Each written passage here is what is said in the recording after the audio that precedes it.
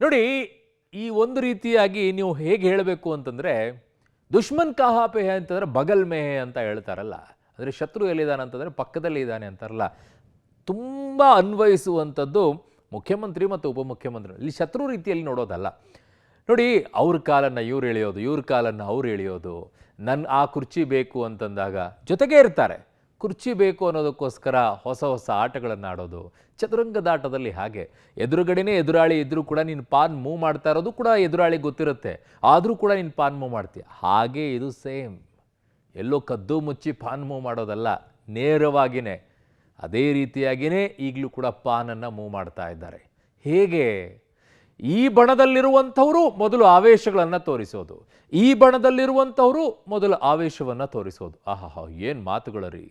ನಾಟಕದಲ್ಲಿ ಪಾತ್ರಧಾರಿಗಳಿಗಿಂತಲೂ ಕೂಡ ಭಿನ್ನ ವಿಭಿನ್ನವಾಗಿ ಒಂದೊಂದು ಅವತಾರಗಳನ್ನು ಎತ್ತಾರೆ ಇವರೆಲ್ಲ. ಈಗ ಸ್ವಯಂ ಮುಖ್ಯ ಪಾತ್ರದಲ್ಲಿ ಇರುವಂಥವರೇ ಅಖಾಡಕ್ಕೆ ಇಳಿದು ಬಿಟ್ಟಿದ್ದಾರೆ. ಅದು ಯಾವ ಹಂತಕ್ಕೆ? ನಾನೇ ಅನ್ನೋ ಮಟ್ಟಕ್ಕೊಬ್ಬರು. ಏನು ಮಾಡೋಕ್ಕಾಗತ್ತೆ, ನಂಗೆ ಬೇರೆ ದಾರಿ ಇಲ್ಲ, there is no other option ಅಂತ ಹೇಳ್ತಾರೆ. ಯಾಕೆ? ಸರೆಂಡರ್ ಆಗ್ಬಿಟ್ರಾ ಅಥವಾ ಹೊಸ ಆಟಗಳು ಶುರುವಾಗ್ತಾ ಇದೆಯಾ? ಇದು ಈಗ ಸದ್ಯಕ್ಕೆ ಮುಖ್ಯಮಂತ್ರಿ ವರ್ಸಸ್ ಉಪಮುಖ್ಯಮಂತ್ರಿ ಅಂತ ಏನಿತ್ತು, ಅದು ಮುಖ್ಯಮಂತ್ರಿ ಬಣ ವರ್ಸಸ್ ಉಪಮುಖ್ಯಮಂತ್ರಿ ಬಣ ಈಗ ಚೇಂಜ್ ಆಗೋಗ್ಬಿಟ್ಟಿದೆ. ನೇರ ಅಖಾಡದಲ್ಲಿನೇ CM ವರ್ಸಸ್ DCM ಅನ್ನುವಂಥ ಪರಿಸ್ಥಿತಿಗೆ ಬಂತು ತಲುಪಿಬಿಟ್ಟಿದೆ. ಸೊ ಹಾಗಾಗಿ ಈಗ ಉಪಮುಖ್ಯಮಂತ್ರಿಗಳು ಹೇಳ್ತಾ ಇರುವಂಥದ್ದು there is no other option ಅಂತ ಅವ್ರು ಹೇಳ್ತಾ ಇದ್ದಾರೆ. ಅಂದರೆ ಸರೆಂಡರ್ ಆಗಿದ್ದಾರಾ ಅಂತಂದರೆ ಇಲ್ಲ, ಅದು ಮೈಂಡ್ ಗೇಮ್, ಟ್ರಿಕ್ಕಿ ಪಾಲಿಟಿಕ್ಸ್ ಅಂತ ಕರೀತಾರೆ. ಹಾಗಾಗಿ ಎಲ್ಲವೂ ಕೂಡ ಇದೆ. DK ಶಿವಕುಮಾರ್ ಅವರು ಅಷ್ಟೇ ರಾಜಕೀಯದಲ್ಲಿ ಪಳಗಿದಂಥವರು. ಅವರು ಹಿಂದಿನಿಂದಲೂ ಕೂಡ ಎಂತೆಂಥ ಚದುರಂಗದಾಟವನ್ನು ಆಡಿ ಕಾಂಗ್ರೆಸ್ನಲ್ಲಿ ಈ ಪೊಸಿಷನ್ಗೆ ಬಂದು ಎಂತೆಂಥ ನಾಯಕರುಗಳನ್ನು ಎಲ್ಲೆಲ್ಲಿ ಇಟ್ಟು ತಾವು ಉಪಮುಖ್ಯಮಂತ್ರಿಯಾಗಿ ಕೂತ್ಕೊಳ್ಳುವಂಥ ಪರಿಸ್ಥಿತಿಗೆ ಬಂದಿದ್ದಾರೆ ಅಂತಂದರೆ ಹಿಂದೆ ಆಡಿರುವಂಥ ಚದುರಂಗದಾಟದಿಂದನೇ. ಯಾರ್ಯಾರಿಗೆ ಚೆಕ್ಮೇಟ್ ಕೊಡಬೇಕಾಗಿದೆ ಆ ಚೆಕ್ಮೇಟ್ಗಳನ್ನೆಲ್ಲ ಕೊಟ್ಕೊಂಡು ಬಂದಿದ್ದಾರೆ. ಅವತ್ತೇ SM ಕೃಷ್ಣ ಅವರ ಕಾಲದಲ್ಲಿ ಒದ್ದು ಅಧಿಕಾರವನ್ನು ಕಿತ್ಕೊಂಡಂಥವ್ರು. ಸಿದ್ದರಾಮಯ್ಯನವ್ರ ಕಥೆನೂ ಅಷ್ಟೇ, ಅವರು ಚದುರಂಗದ ಆಟ ಆಡ್ಕೊಂಡೇ ಬಂದಿರೋರು. ದೇವೇಗೌಡರ ಗರಡಿಯಲ್ಲಿ ಪಳಗಿದಂಥವ್ರು. ಅಲ್ಲಿ ಏನೆಲ್ಲ ಆಯಿತು, ಅಲ್ಲಿ ಯಾವ್ಯಾವ ರೀತಿ ಆಯಿತು, ಅವರಿಗೆ ಚೆಕ್ಮೇಟನ್ನು ಕುಮಾರಸ್ವಾಮಿ ಅವರು ಕೊಟ್ಟರು, ಅವರು JDSಗೆ ಚೆಕ್ಮೇಟನ್ನು ಕೊಟ್ಟು ಕಾಂಗ್ರೆಸ್ನಲ್ಲಿ ಬಂದು ಕಾಂಗ್ರೆಸ್ನಲ್ಲಿರುವಂಥ ನಾಯಕರುಗಳಿಗೆ ದೊಡ್ಡ ಮಟ್ಟದಲ್ಲಿ ಚೆಕ್ಮೇಟನ್ನು ಕೊಟ್ಟು ಬಂದು ಸ್ವಲ್ಪ ವರ್ಷಗಳಲ್ಲಿ ಮುಖ್ಯಮಂತ್ರಿ ಗಾದಿಯನ್ನೇ ಇಟ್ಕೊಂಡ್ಬಿಟ್ರು.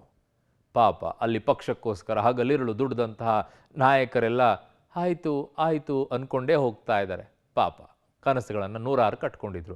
ಈಗಲೂ ಇದ್ದಾವೆ ಪಾಪ ನಾಯಕರುಗಳದ್ದೆಲ್ಲ ಕನಸುಗಳು.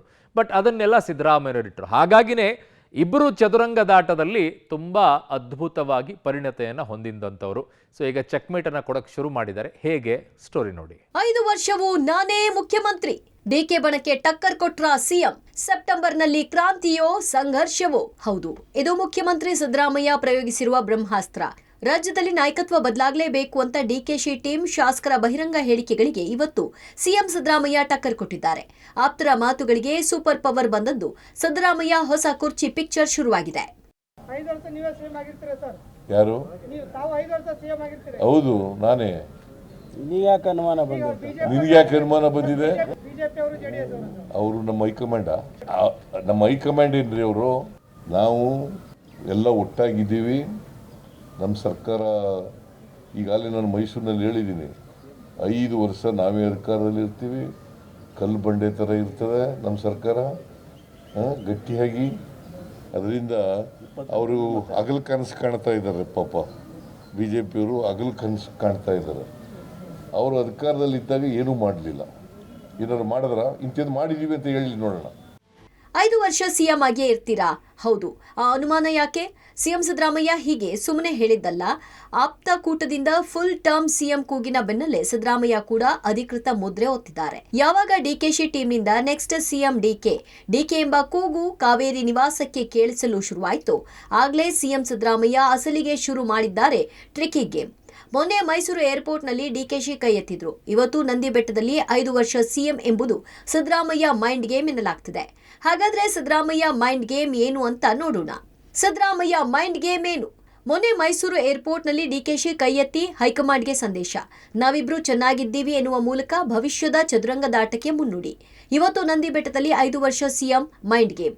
ಈ ಮೂಲಕ DKಶಿ ಟೀಮ್ ಶಾಸಕರ ಬಹಿರಂಗ ಹೇಳಿಕೆಗಳಿಗೆ ಟಕ್ಕರ್. ಆಪ್ತ ಸಚಿವರು ಶಾಸಕರ ಮಾತುಗಳಿಗೆ ಮತ್ತಷ್ಟು ಪವರ್. DKಶಿಯ ಒಳತಂತ್ರಗಳನ್ನ ವೀಕ್ ಮಾಡಲು ಮೈಂಡ್ ಗೇಮ್ ವಾರ್ನಲ್ಲಿ CM ಸಿದ್ದರಾಮಯ್ಯ ತೊಡಗಿಕೊಂಡಿದ್ದಾರೆ. 5 ವರ್ಷ ನೀವೇ ಸಿಎಂ ಆಗಿರ್ತೀರಾ ಸರ್? ಯಾರು? ತಾವು 5 ವರ್ಷ ಸಿಎಂ ಆಗಿರ್ತೀರಾ? ಹೌದು, ನಾನೇ. ನಿನಗ್ಯಾಕೆ ಅನುಮಾನ ಬಂದಿದೆ? ನಿನಗ್ಯಾಕೆ ಅನುಮಾನ ಬಂದಿದೆ? ನವೆಂಬರ್ಗೆ ಬದಲಾವಣೆ ಆಗುತ್ತೆ ಅಂತ ಹೇಳ್ತಾ ಇದ್ದಾರೆ ಸರ್. ಯಾರು? ಬಿಜೆಪಿ ಅವರು ಜೆಡಿಎಸ್ ಅವರು. ಅವರು ನಮ್ಮ ಹೈಕಮಾಂಡ. ನಮ್ಮ ಹೈಕಮಾಂಡ್ ಏನ್ರಿ ಅವರು? ನಾವು ಎಲ್ಲ ಒಟ್ಟಾಗಿದ್ದೀವಿ. ನಮ್ಮ ಸರ್ಕಾರ ಈಗಾಗಲೇ ನಾನು ಮೈಸೂರಿನಲ್ಲಿ ಹೇಳಿದ್ದೀನಿ, 5 ವರ್ಷ ನಾವೇ ಅಧಿಕಾರದಲ್ಲಿ ಇರ್ತೀವಿ. ಕಲ್ಲು ಬಂಡೆ ಥರ ಇರ್ತದೆ ನಮ್ಮ ಸರ್ಕಾರ, ಗಟ್ಟಿಯಾಗಿ. ಅದರಿಂದ ಅವರು ಹಗಲು ಕನಸು ಕಾಣ್ತಾ ಇದ್ದಾರೆ. ಪಾಪ ಬಿ ಜೆ ಪಿಯವರು ಹಗಲು ಕನಸು ಕಾಣ್ತಾ ಇದ್ದಾರೆ. ಅವರು ಅಧಿಕಾರದಲ್ಲಿ ಇದ್ದಾಗ ಏನೂ ಮಾಡಲಿಲ್ಲ. ಏನಾದ್ರು ಮಾಡಿದ್ರ? ಇಂಥದ್ದು ಮಾಡಿದೀವಿ ಅಂತ ಹೇಳಿ ನೋಡೋಣ. ಅಸಹಾಯಕರಾದ್ರ ಡಿಸಿಎಂ ಡಿಕೆ ಶಿವಕುಮಾರ್, ನನಗೆ ಬೇರೆ ಆಯ್ಕೆಗಳಿಲ್ಲ ಅಂತ ಡಿಕೆ ಹೇಳಿದ್ಯಾಕೆ? ಹೈಕಮಾಂಡ್ ನಿರ್ಧಾರಕ್ಕೆ ಬಿಟ್ಟು ಗೇಮ್ ಪ್ಲಾನ್. ಇನ್ನು ಡಿಸಿಎಂ ಡಿಕೆ ಶಿವಕುಮಾರ್ ಕೂಡ ಏನು ಕಮ್ಮಿ ಇಲ್ಲ. ಪಿಕ್ಚರ್ ಅಭಿ ಬಾಕಿ ಇದೆ ಅಂತ ಡಿಕೆಶಿಯಿಂದ ಸಿಎಂಗೆ ರಿವರ್ಸ್ ಟ್ರಿಕ್ಸ್ ಅಸ್ತ್ರ ಪ್ರಯೋಗ ಆಗಿದೆ. ಹೈಕಮಾಂಡ್ ಹೇಳ್ತಾರೋ ಏನ್ ನಿರ್ಧಾರ ಮಾಡ್ತಾರೋ ಅದು ನಡೆಯುತ್ತೆ ಎನ್ನುವ ಮೂಲಕ ಚೆಕ್ ಮೇಟ್ ಇಟ್ಟಿದ್ದಾರೆ ಡಿಕೆಶಿ. ಸದ್ಯಕ್ಕೆ ಸಿಎಂ ಪರ ನಿಲ್ತೀನಿ, ನನ್ನ ಆಕ್ಷೇಪ ಇಲ್ಲ ಅಂತ ಮೈಂಡ್ ಗೇಮ್ ಸಂದೇಶ ರವಾನಿಸಿದ್ದು ಡಿಕೆಶಿ ತೆರೆಯ ಹಿಂದೆ ಕುರ್ಚಿ ಶುಭಕಾಲ ಕತೆ ಬರಿತಾ ಇದ್ದಾರೆ ಅಂದ್ರೂ ತಪ್ಪಾಗ್ಲಾರ್ದು. What option I have? I have to stand by him, I support him. I don't have any objection to it. Whatever the party high command tells and whatever he desires, it will be fulfilled. I don't want to discuss anything. All lakhs of workers have supported this party. It is not only DK Shivakumar. ಇನ್ನು DCM DKShi game plan ಏನು ಅನ್ನೋದನ್ನ ನೋಡೋಣ. DCM DKShi mind game ಏನು? ಈಗ CM ಅವರೇ 5 ವರ್ಷ ಬಗ್ಗೆ ಮಾತು ಹೈಕಮಾಂಡ್ ಹೆಗಲಿಗೆ ಹಾಕಿ ತಿರುಗೇಟು. ತೆರೆ ಮುಂದೆ ಅಸಹಾಯಕತೆ, ತೆರೆ ಒಳಗೆ ಡಿಕೆಶಿಯಿಂದ ಸಿಎಂ ಶುಭಕಾಲದ ಕತೆ. ಹೈಕಮಾಂಡ್ ಹೇಳಿದಂತೆ ಆಗುತ್ತೆ ಎನ್ನುವ ಮೂಲಕ ಸಿದ್ದರಾಮಯ್ಯ ಹೇಳಿದೆ ಫೈನಲ್ ಅಲ್ಲ ಎಂಬ ಸಂದೇಶ. ಮೊನ್ನೆ ಮೈಸೂರು ಏರ್ಪೋರ್ಟ್ನಲ್ಲಿ ಸಿಎಂ ಕೈ ಎತ್ತಿದ್ರು, ಸ್ಮೈಲ್ ಮಾಡಿ ಸುಮ್ಮನಾಗಿದ್ದ ಡಿಕೆಶಿ. ಸಿದ್ದರಾಮಯ್ಯ ಅಚ್ಚರಿ ಚೆಕ್ಮೇಟ್ಗೆ ಡಿಕೆಶಿಯೇ ತಬ್ಬಿಬ್ಬು. ಆಪ್ತ ಶಾಸಕನಿಂದಲೇ ಡಿಕೆಶಿ ನೆಕ್ಸ್ಟ್ ಸಿಎಂ ಕೂಗು ಜೋರು. ಬಳಿಕ ನೋಟಿಸ್ ಅಸ್ತ್ರದ ಗೇಮ್. ಸಿದ್ದರಾಮಯ್ಯ ಟೀಮ್ ಮಾತನಾಡಿದರೆ ನಮ್ಮ ಟೀಮ್ ಮಾತನಾಡುತ್ತೆ ಎಂಬ ಸಂದೇಶವನ್ನು ರವಾನಿಸಿದ್ದಾರೆ. What option I have? I have to stand by him, I support him. I don't have any objection to it. Whatever the party high command tells and whatever he desires, it will be fulfilled. I don't want to discuss anything. All lakhs of workers have supported this party. It is not only DK Shivakumar. Mind game ಪಾಲಿಟಿಕ್ಸ್ನಲ್ಲಿ D K Shivakumar ಕೂಡ ಕಡಿಮೆ ಏನಿಲ್ಲ. ಕಳೆದ 2 ವರ್ಷಗಳಿಂದಲೂ ಕೂಡ power share ವಿಚಾರದಲ್ಲಿ ಏನೆಲ್ಲ ಸ್ಟ್ರಾಟಜಿಗಳನ್ನು ಮಾಡಬೇಕು ಆ ಸ್ಟ್ರಾಟಜಿಗಳನ್ನು ಮಾಡ್ತಾ ಇದ್ದಾರೆ. ಇವತ್ತು ಸಿ ಎಂ ಹೇಳಿಕೆಗೆ ಪ್ರತಿಯಾಗಿ ಡಿ ಕೆ ಶಿವಕುಮಾರ್ ಅವರು ಅಸಹಾಯಕತೆಯನ್ನು ವ್ಯಕ್ತಪಡಿಸಿರ್ತಕ್ಕಂಥದ್ದು ತೆರೆಯ ಮುಂದೆ. ಆದರೆ ತೆರೆಯ ಹಿಂದೆ ಶುಭ ಕಾಲದ ಕಥೆಯನ್ನು ಬರಿತಾ ಇದ್ದಾರೆ ಅನ್ನೋದು ಕೂಡ ಅವರ ಆಪ್ತರ ಒಂದು ಹೇಳಿಕೆಯಾಗಿದೆ. ಆ ಕಾರಣಗಳಿಗೋಸ್ಕರವಾಗಿ ಡಿ ಕೆ ಶಿವಕುಮಾರ್ ಸುಮ್ಮನೆ ಕೂರೋದಿಲ್ಲ. ಹೈಕಮಾಂಡ್ ವಿಚಾರದಲ್ಲಿ ಹೈಕಮಾಂಡ್ ನಿರ್ಧಾರಕ್ಕೆ ಬದ್ಧ, ಹೈಕಮಾಂಡ್ ಎಲ್ಲವನ್ನೂ ನೋಡಿಕೊಳ್ಳುತ್ತೆ ಅಂತ ಕೂಡ ಮೊದಲಿಂದಲೂ ಕೂಡ ಡಿ ಕೆ ಶಿವಕುಮಾರ್ ವಿಶ್ವಾಸವನ್ನು ವ್ಯಕ್ತಪಡಿಸ್ತಾ ಇದ್ದಾರೆ. ಈಗಲೂ ಕೂಡ ಅದೇ ವಿಶ್ವಾಸದಲ್ಲಿದ್ದಾರೆ. ಹಾಗಾಗಿ ಮುಖ್ಯಮಂತ್ರಿ ಸಿದ್ದರಾಮಯ್ಯ ಅವರು ನಾನೇ 5 ವರ್ಷ ಸಿ ಎಂ ಅಂತ ಹೇಳಿದ್ರು ಕೂಡ ಅದಕ್ಕೆ ಮೇಲ್ನೋಟಕ್ಕೆ ನಾನು ಡಿಸ್ಟರ್ಬ್ ಆಗಿಲ್ಲ ಅಂತ ಸಂದೇಶ ರವಾನೆ ಮಾಡಿದ್ರು ಕೂಡ ಅದನ್ನು ಎಲ್ಲಿಗೆ ತಲುಪಿಸಬೇಕು ಅಲ್ಲಿಗೆ ತಲುಪಿಸೋದಕ್ಕೆ ಡಿ ಕೆ ಶಿವಕುಮಾರ್ ಪ್ಲಾನ್ ಮಾಡ್ತಾ ಇದ್ದಾರೆ. ಮತ್ತೆ ಸಿಎಂ ಬದಲಾಗಬೇಕೆಂದ ಡಿಕೆ ಬೆಂಬಲಿಗರು. ಸಿದ್ದರಾಮಯ್ಯ ಇರೋವರೆಗೂ ಅವರೇ ಸಿಎಂ. ಮತ್ತೆ ಆಪ್ತೇಷ್ಟರಿಗೆ ಸಂದೇಶ ರವಾನಿಸಿದ ಡಿಕೆ. ಕಾಂಗ್ರೆಸ್ನಲ್ಲಿನ ಕುರ್ಚಿ ಕಚ್ಚಾಟಕ್ಕೆ ಸದ್ಯಕ್ಕೆ ಬ್ರೇಕ್ ಬೀಳೋ ಲಕ್ಷಣಗಳು ಕಾಣ್ತಿಲ್ಲ. ನಿನ್ನೆ ನೋಟಿಸ್ ಕೊಟ್ಟರು ಡಿಕೆಶಿ ಆಪ್ತ ಇಕ್ಬಾಲ್ ಹುಸೇನ್ ಬಾಯಿಗೆ ಬೀಗ ಬಿದ್ದಂತೆ ಕಾಣ್ತಿಲ್ಲ.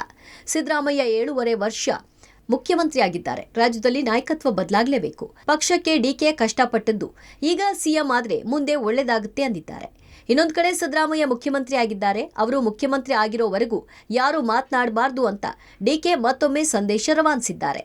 ನೋಡಿ, ಕೊಡಲಿ ನಮ್ಮ ನಾಯಕರು, ಪ್ರದೇಶ ಕಾಂಗ್ರೆಸ್ ಸಮಿತಿ ಅಧ್ಯಕ್ಷರವರು, ಅವ್ರಿಗೆ ಆ ಅಧ್ಯಕ್ಷ ಸ್ಥಾನದಲ್ಲಿ ಕೂತು ಯಾರನ್ನು ಬೇಕಾದರೂ ಶಿಸ್ತುಬದ್ಧವಾಗಿ ಕ್ರಮ ತಗೊಳ್ಳೋಕ್ಕೆ ಅವರಿಗೆ ಶಕ್ತಿ ಇದೆ, ಕೊಟ್ಟಿದ್ದಾರೆ ನನಗೆ. ನಾನು ನನ್ನ ಹೇಳಿಕೆ ನಾನು ಬದ್ಧವಾಗಿದ್ದೀನಿ. I stand by my words ಇದ್ದೀನಿ. ನಾನು ಶಿಸ್ತನ್ನು ಉಲ್ಲಂಘನೆ ಮಾಡಬೇಡ್ದು. ನಾವು ಹೈಕಮಾಂಡ್ ಬಿಟ್ಟಿದ್ದ ವಿಚಾರ ಇದು. ಹೈಕಮಾಂಡ್ ನಾವು ತೀರ್ಮಾನ ಮಾಡ್ತೀವಿ ಅಂತ ಹೇಳಿದ್ದಾರೆ. ನನ್ನಲ್ಲೇನಿತ್ತು ನಾನು ಅದನ್ನು ಮನವರಿಕೆ ಮಾಡಿಕೊಟ್ಟಿದ್ದೀನಿ. ಸರ್, ಇಕ್ಬಾಲ್ ಅನ್ಸರಿ ಅವ್ರಿಗೆ ನೋಟಿಸ್ ಇಶ್ಯೂ ಮಾಡಿದ್ದೀರಾ ನೀವು? ಅವ್ರಿಗೂ ನೋಟಿಸ್ ಕೊಡ್ತೀನಿ, ಬೇರೆಯವ್ರಿಗೂ ನೋಟಿಸ್ ಕೊಡಲೇಬೇಕಾಗ್ತದೆ. Discipline important. ನಾನು ಯಾರಿಗೂ ಅವ್ರಿಗೆ ನನ್ನ ಹೆಸರು ಹೇಳಿ ನನ್ನ ಸಿ ಎಂ ಮಾಡಿ ಅವೆಲ್ಲ ಅವಶ್ಯಕತೆ ಇಲ್ಲ. ಈಗ ಸಿ ಎಂ ಮುಖ್ಯಮಂತ್ರಿ ಇರ್ಬೇಕಾದ್ರೆ ಬೇರೆಯವ್ರದ್ದು ಅಪಸ್ವರ ಯಾರು ಮಾತಾಡೋದು. ಡಿ ಕೆ ಅವರು ಪಕ್ಷಕ್ಕೆ ಕಷ್ಟಪಟ್ಟು ಎಲ್ಲರೂ ಕಷ್ಟ, ನನ್ನಂಥವ್ರು 100 ಜನ ಕಷ್ಟಪಟ್ಟಿದ್ದಾರೆ. ನಾನು ಒಬ್ಬನೇ ಪಟ್ಟಿದ್ದೇನಾ? 1000 ಜನ, ಲಕ್ಷಾಂತರ ಜನ ಕಾರ್ಯಕರ್ತರು ಕಷ್ಟಪಟ್ಟಿದ್ದಾರೆ. ಫಸ್ಟ್ ಅವ್ರ ಬಗ್ಗೆ ನಾವು ಯೋಚನೆ ಮಾಡಿ. ಒಟ್ನಲ್ಲಿ ಪವರ್ ಶೇರ್ ವಾರ್ ನಿಲ್ಲಬೇಕಂದ್ರೆ ಡಿಸೆಂಬರ್ ಬರಲೇಬೇಕು ಎನ್ನುವ ವಾತಾವರಣವಿರುವುದಂತೂ ಸತ್ಯ. ಹಾಗಾಗಿ ಸಿದ್ದರಾಮಯ್ಯ 5 ವರ್ಷ ಸಿಎಂ ಸ್ಪಷ್ಟನೆ ಪಕ್ಷದೊಳಗಿನ ಕದನ ಕಲಹ ಹೆಚ್ಚಿಸುತ್ತೋ ತಾತ್ಕಾಲಿಕ ಶಮನ ಮಾಡುತ್ತೋ ಎಂಬುದನ್ನ ಕಾದು ನೋಡಬೇಕಿದೆ. ಡಿಕೆಶಿಯ ಮೈಂಡ್ ಗೇಮ್ ಎಷ್ಟರ ಮಟ್ಟಿಗೆ ವರ್ಕ್ ಆಗುತ್ತೆ ಎಂಬ ಕುತೂಹಲಕ್ಕೂ ಕಾಲವೇ ಉತ್ತರಿಸಲಿದೆ. Political bureau, public TV.